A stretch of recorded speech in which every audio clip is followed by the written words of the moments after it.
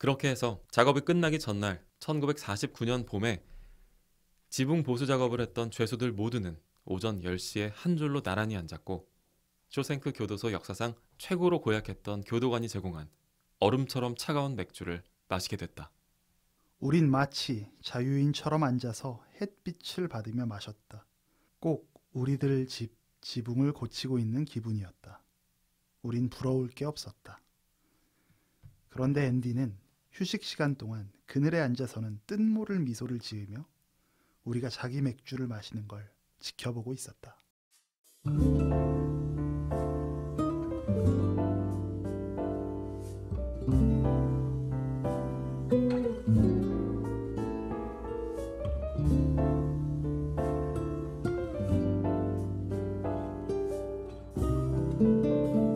호우 시절로 오세요.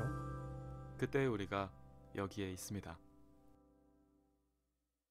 감옥에 갇힌 한 인간의 불굴의 의지와 구원에 대해 다루고 있는 작품 쇼생크 탈출을 발굴 중인 호우 시절. 지난 시간까지 저희가 인물 소개를 마쳤는데 오늘부터가 핵심입니다. 저희가 이제 한번 조크나 셰프님의 칼춤을 구경할 시간이죠. 여기가 발굴 포인트. 조 셰프님의 칼춤을 오늘부터 본격적으로 시작해 볼 텐데요. 진짜 몸친데. 정말 상상 안 가는 것 중에 하나긴 하네요. 조 셰프님의 춤추는 장면. 저희가 매번 이 발골춤은 보고 있긴 한데 오늘의 첫 번째 발골 포인트는 이겁니다. 이 영화에서 주인공 앤디는 다른 죄수들과는 조금 다른 행동을 되게 많이 보여줘요. 교도관들한테 절대로 먼저 말을 걸어서는 안 된다는 일종의 불문율을 깨고 헤들러라고 하는 쇼생크 역사상 가장 극악무도한 그 간수한테 먼저 다가가서 일종의 재테크를 제안하기도 하고요. 도서관 담당이 되고 나서부터는 끝도 없이 주의회에다가 편지를 보내서 맞아요. 예산 증액을 이뤄내기도 합니다.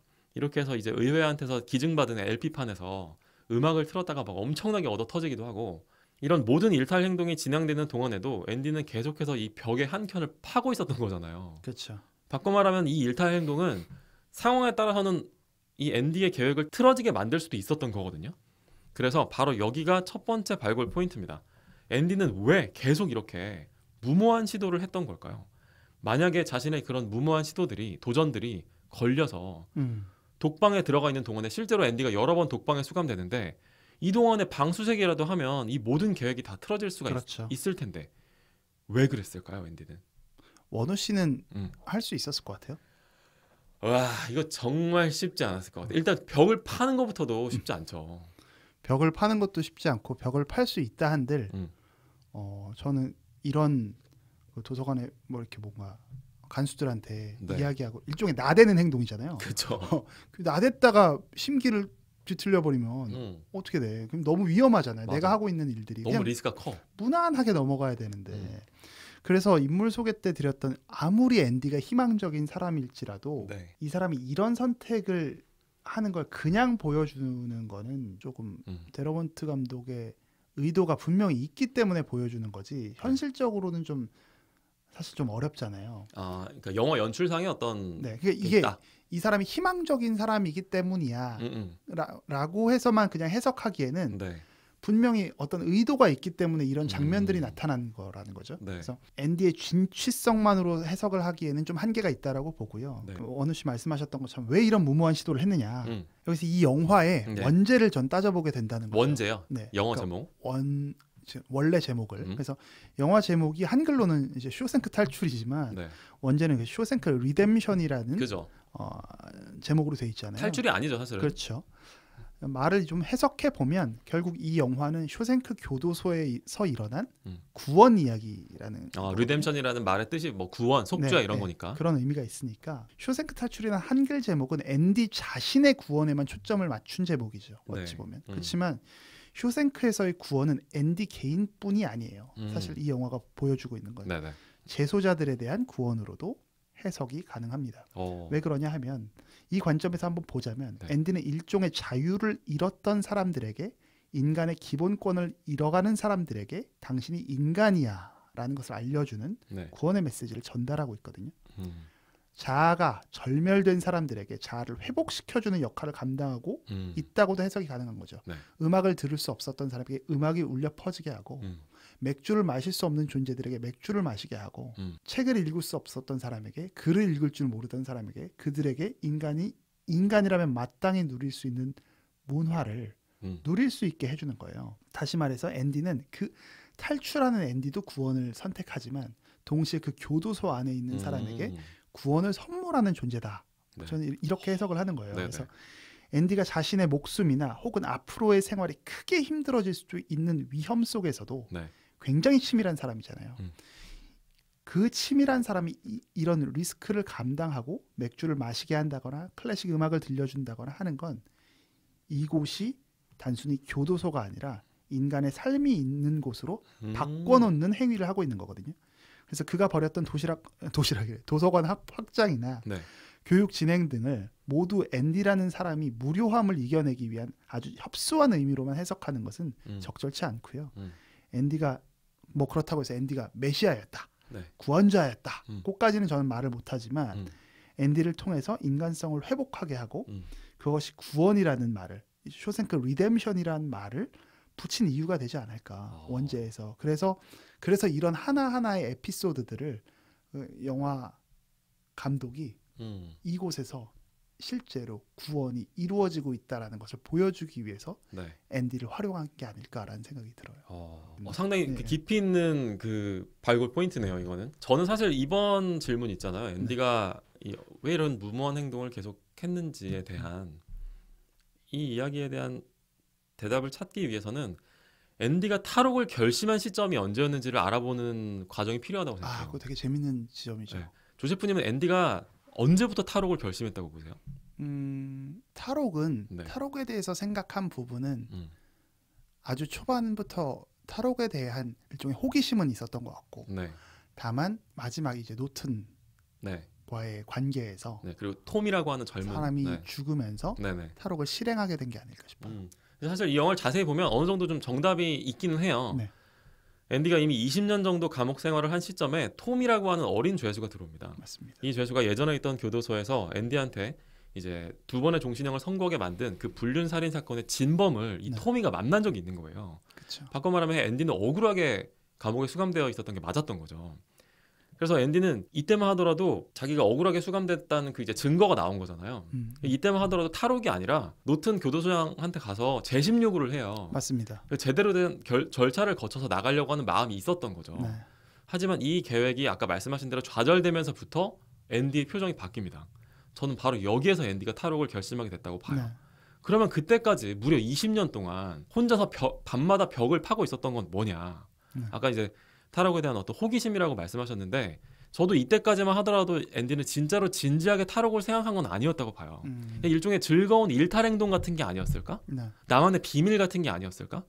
라는 거죠. 그러니까 쉽게 말해서 지금 우리가 호우시절을 하고 있는 거랑 비슷한 거예요. 우리가 다 서로 각자 일을 하고 있는 가운데서 틈틈이 시간을 내서 이걸 하고 있는 거잖아요. 물론 우리 둘 다 이 방송에 되게 진심이고 이건 마치 앤디가 진심으로 열심히 벽을 파는 거랑 비슷하죠. 네. 하지만 지금 당장 우리가 회사를 관두고 여기에만 몰두하겠다라고 하면 그건 얘기가 달라지는 거란 말이에요. 그렇게 되면 사실 이제 이 방송도 더 이상 즐겁지만은 않게 되겠죠. 그쵸. 일이 돼버리는 거니까. 마찬가지로 앤디 역시 저는 그 모든 일탈 행동, 그 대범한 행동들의 근간에는 걸려도 어쩔 수 없다는 태도가 깔려 있었을 거라고 봐요. 어차피 종신형이니까. 네, 어차피 종신형이고 탈옥이 뭐 되겠어? 어차피 안 될 건데 그냥 뭐 남는 게 시간이니까 또 벽이 마침 파지니까 해보는 거고 아니면 마는 거고 뭐. 근데 이 정도 벽을 팠다는 것만으로도 엄청난 얘기거리 아닌가? 정도로 생각했던 것 같아요. 그랬기 때문에 감옥 안에서 그 안의 환경을 바꾸는 데도 되게 진심이었던 거고 우리가 이제 이번 방송 첫 에피 오프닝 멘트에서 읽었던 그 카프카의 말처럼 감옥 안에서 행복을 추구하려고 하는 마음이 있었던 거죠. 근데 이제 아까 말씀드린 토미 사건으로 앤디가 이제 쇼생크 감옥에 대한 마지막 정례미까지 다 떨어지게 되면서 네. 그때부터는 이제 탈옥이 단 하나의 지상 목표가 된 게 아닐까 생각이 들어요. 그러면서 이제 앤디의 희망은 감옥 안이 아니라 감옥 바깥 태평양에 있는 이 작은 섬 지우아타네오라고 하는 그 섬으로 향하게 되는 거죠. 그렇기 때문에 지금 우리가 던진 이 질문은 다음 질문으로 연결이 됩니다. 우리에게 꿈과 희망이 언제 깃드는가? 이거에 대해서 단순히 일상생활을 하다가 이제 한 번씩 우리를 웃음 짓게 만드는 수준의 꿈이 아니라 네. 정말로 절실하고 진지하고 처절한 한 줄기 희망이 언제 깃드는가? 저는 이 대답이 아주 잔인하다고 생각해요. 진짜 절실한 희망은 결국 한 인간을 밑바닥까지 떨어뜨리는 그 절망의 끝에서 깃든다는 거죠.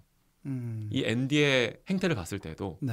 앤디가 정말 여유 있는 표정으로 감옥 생활을 하는데 토미 사건 때 딱 한 번 진짜 동요하는 모습을 보여주거든요. 맞습니다. 네. 그리고 나서부터 앤디는 진짜 진심으로 탈옥을 준비하게 된 게 아닐까.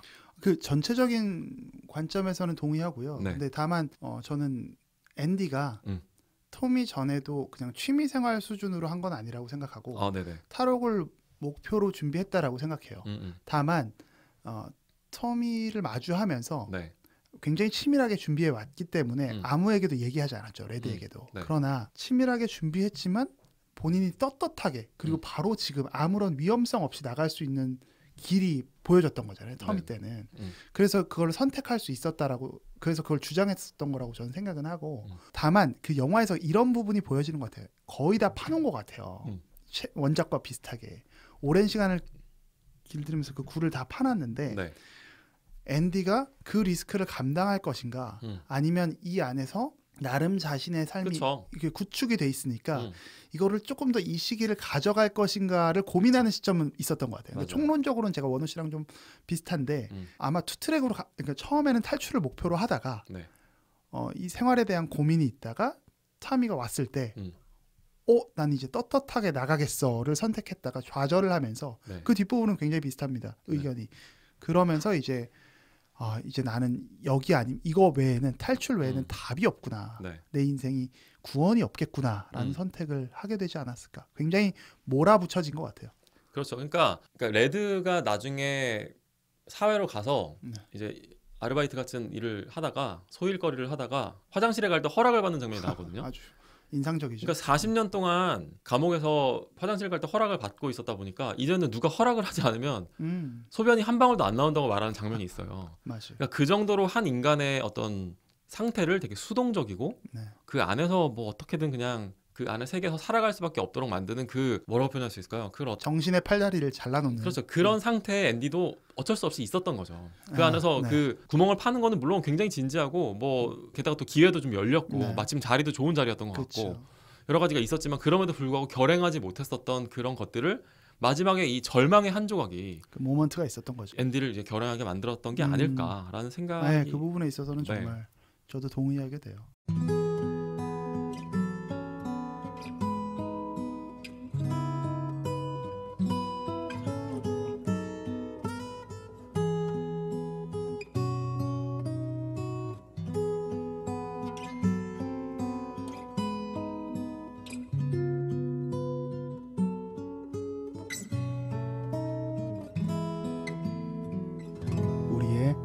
호우 시절.